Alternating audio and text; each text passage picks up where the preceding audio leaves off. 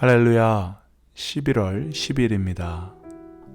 오늘도 말씀으로 하루를 시작하시는 여러분에게 주님의 큰 은혜가 함께 하시길 바랍니다. 오늘 주님께서 주시는 말씀은 예레미야서 17장 12절에서 18절까지 말씀입니다. 예레미야서 17장 12절에서 18절까지 말씀 우리 함께 읽겠습니다.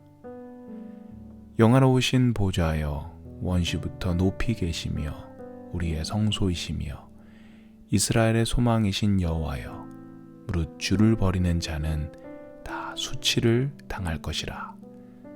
무릇 여호와를 떠나는 자는 흙에 기록이 되오리니 이는 생수의 근원이신 여호와를 버림이니이다.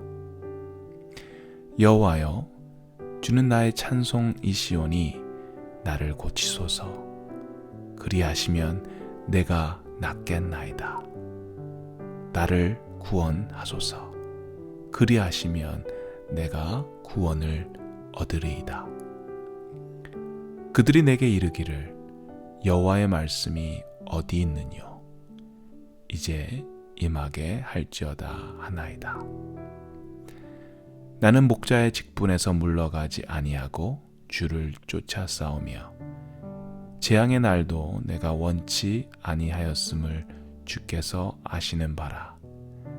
내 입술에서 나온 것이 주의 목전에 있나이다. 주는 내게 두려움이 되지 마옵소서. 재앙의 날에 주는 나의 피난처시니이다. 나를 박해하는 자로 수욕을 당케 하시고 나로 수욕을 당케 마옵소서. 그들로 놀라게 하시고 나로 놀라게 마시옵소서. 재앙의 날을 그들에게 임하게 하시며 배나 되는 멸망으로 그들을 멸하소서. 영화로우신 보좌여, 시작부터 높이 계시며 우리의 성소이시며 이스라엘의 소망이신 여호와여. 예레미야 선지자는 주님을 이스라엘의 소망으로 굳게 믿었습니다. 이러한 그의 믿음이 13절 중반 그리고 후반부에서 더욱 자세히 나오게 되는데요. 여기에 보시면 주님을 버리는 자들과 떠나는 자들에 대한 이야기가 나옵니다. 무릇 주를 버리는 자는 다 수치를 당할 것이라. 무릇 여호와를 떠나는 자는 흙에 기록이 되오리니 이는 생수의 근원이신 여호와를 버림이니이다.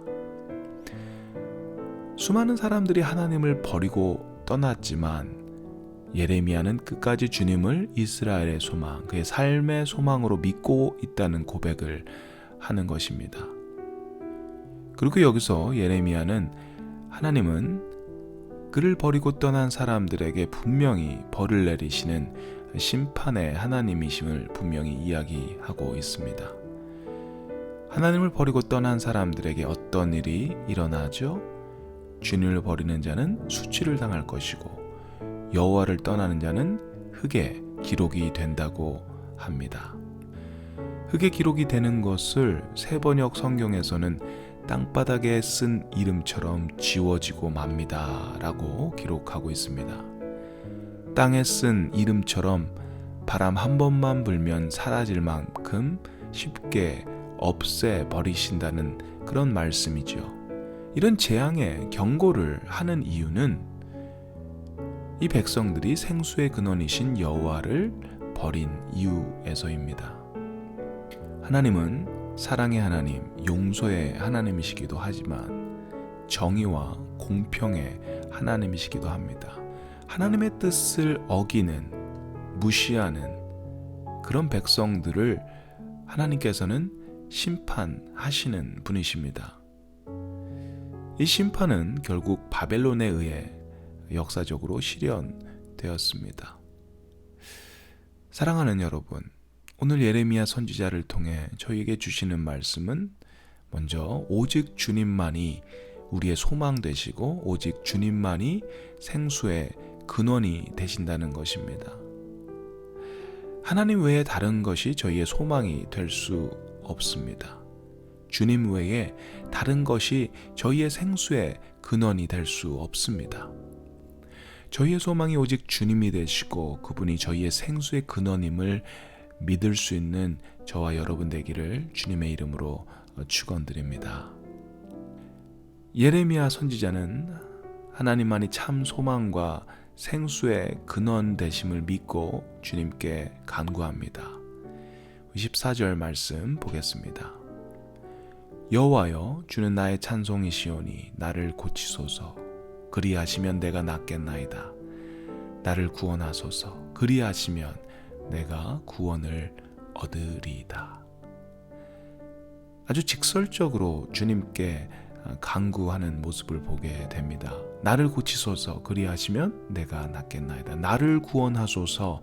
그리하시면 내가 구원을 얻으리이다. 주님은 나의 치료자시고 나의 구원자라는 고백을 하고 있는데요. 여기서 중요한 것은 주님께서 고쳐주셔야 내가 고침받을 수 있다라는 것입니다. 주님께서 도와주셔야 내가 도움을 받을 수 있다는 고백을 하는 것입니다. 하나님께서 하셔야만 된다는 것입니다. 내가 아무리 노력을 해도 하나님께서 하시지 않으면 안 된다라는 고백인 것입니다. 그렇습니다. 치유와 구원은 철저하게 하나님께 달려 있습니다. 하나님께서 하셔야 합니다. 물론 우리가 해야 하는 역할과 책임도 있습니다. 하지만 그것 역시도 하나님께서 도와주셔야 한다라는 겸손이 저희에게 있어야 합니다. 이어지는 15절은 예레미야를 조롱한 사람들의 말을 소개하고 있습니다. 여호와의 말씀이 어디 있느냐? 이제 임하게 할지어다. 이렇게 조롱합니다. 새 번역 성경에서는 이 부분을 주님께서는 말씀으로만 위협하시지 별것도 아니지 않느냐. 어디 위협한 대로 되게 해보지 라고 합니다. 하나님을 버리고 떠난 이들에게 여러분의 경고가 있었습니다. 심판하시겠다. 멸망시키시겠다. 하지만 하나님의 심판은 그들에게 아직 임하지 않았습니다.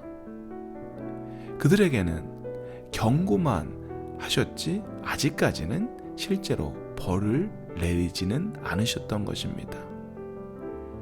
하나님께서는 오래 참으셨던 것이죠. 그들에게는 하나님의 경고의 말씀을 전했던 예레미야가 마치 양치기 소년처럼 보여졌던 것입니다. 그래서 예레미야는 조롱의 대상이 되었습니다. 이러한 조롱과 핍박 가운데 예레미야는 16절에 그동안 자신이 하나님께 신실하였음을 고백합니다. 첫 번째로 예언자로서 맡은 역할인 목자의 사명을 그는 물리치지 않았습니다. 첫 번째로 예언자로서 맡은 역할인 목자의 사명을 포기하지 않았습니다. 두 번째로 그가 하나님 대신 전한 재앙의 날을 그 역시 원하지 않음에도 순종하며 외쳤다고 합니다. 마지막 세 번째로 그의 입술에서 나온 것은 그가 그의 마음대로 내뱉은 말이 아니라 하나님으로 말미암았다고 말하고 있습니다. 즉, 그가 지금 겪고 있는 고난은 주님께로부터 받은 예언자의 사명을 수행하였기 때문에 찾아온 결과라는 것입니다. 예레미야는 하나님의 사명을 감당하느라 만신창이가 됐습니다. 마지막 18절에 그가 얼마나 힘들었는지에 대한 그런 내용이 나오는데요. 우리 18절 말씀 우리 함께 보도록 하겠습니다. 나를 박해하는 자로 치욕을 당하게 하시고 나로 치욕을 당하게 마옵소서. 그들은 놀라게 하시고 나는 놀라게 하지 마시옵소서. 재앙의 날을 그들에게 임하게 하시며 배나 되는 멸망으로 그들을 멸하소서. 예레미야는 하나님께서 심판하시는 날에 그들이 저지른 잘못만큼 그들이 벌을 받게 해달라고 너무나 간절하게 하나님께 간구합니다. 이 말씀을 보시면서 어쩌면 어떻게 선지자가 이런 기도를 할 수 있을까 놀라시는 분들도 계실 것 같습니다. 하나님의 사람이라면 아프지만 어렵지만 그들을 위해서 축복의 기도를 해야 하는 것이 맞을 텐데 이건 저주의 기도를 퍼붓는 것입니다. 그런데 여러분, 이것이 기도입니다. 하나님께서 원하시는 기도는 이런 솔직한 기도입니다. 기도는 그렇습니다. 우리가 상처를 받은 마음이 있을 때 그 마음을 숨기지 않고 주님께 가져가는 것입니다. 아프면 아픈 대로, 슬프면 슬픈 대로, 화가 나면 화가 난 대로 숨기지 않고 그것을 주님께로 가지고 가는 것입니다. 그것이 주님이 원하시는 기도입니다. 예레미야는 그의 마음을 주님께 가지고 간 것입니다. 그의 힘든 마음, 그의 화가 난 마음 하나님께 온전히 보여드린 것입니다. 오늘 본문 말씀은 예레미야의 아주 힘든 그런 마음을 보여줍니다. 하나님의 말씀을 받고 사명을 받고 하나님의 말씀을 받아서 사람들에게 전합니다. 그런데 그 말씀은 당장 이루어지지 않고 그래서 사람들로부터 조롱과 핍박을 받습니다. 그리고 그것이 얼마나 힘들었던지 예레미야는 그를 조롱하고 핍박하는 자들을 향해서 원망과 저주를 퍼붓습니다. 여러분, 지금 저희가 살고 있는 이 시대에도 예레미야와 같은 그런 상황에 있는 사람들이 있습니다. 하나님을 믿고 하나님의 말씀을 전하지만 사람들은 그것에 귀 기울이려고 하지 않습니다. 그것을 믿지 않습니다. 오히려 조롱하고 핍박합니다. 그런 일을 당하는 것은 어려운 일입니다. 예레미야처럼 그들을 저주하고 싶은 마음 당연히 들 수 있습니다. 하지만 그럴수록 더욱더 하나님을 바라보며 신뢰하시는 저와 여러분 되기를 소망합니다. 주님께서 우리의 진정한 소망이시고 저희의 생명의 근원 되시기 때문입니다. 오늘도 우리의 참 소망 되시고 생명의 근원 되신 주님을 의지하며 승리하는 저와 여러분 되시기를 주님의 이름으로 축원합니다. 사랑의 하나님 감사합니다. 오늘도 저희들에게 귀한 생명의 말씀을 허락하심을 감사합니다. 오늘 이 말씀을 의지해서 살기를 원합니다. 예레미야의 고백처럼 주님만이 우리의 참 소망 되시고 주님만이 저희들의 생명의 근원 되심을 세상의 그 어떤 것도 소망이 될 수 없고 그 어떤 것도 생명의 근원이 될 수 없다는 사실을 고백할 수 있도록 하시옵소서. 저희 믿는 자들에게 주신 주님의 사명, 복음을 전하는 사명, 하나님의 사랑을 전하는 사명, 이것을 잊지 않도록 하시옵소서.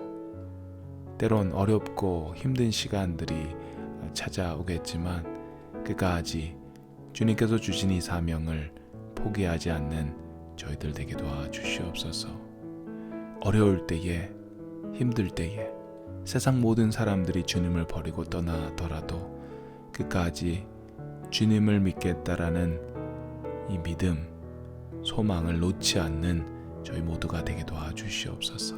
감사드립니다. 예수님의 이름으로 기도드립니다.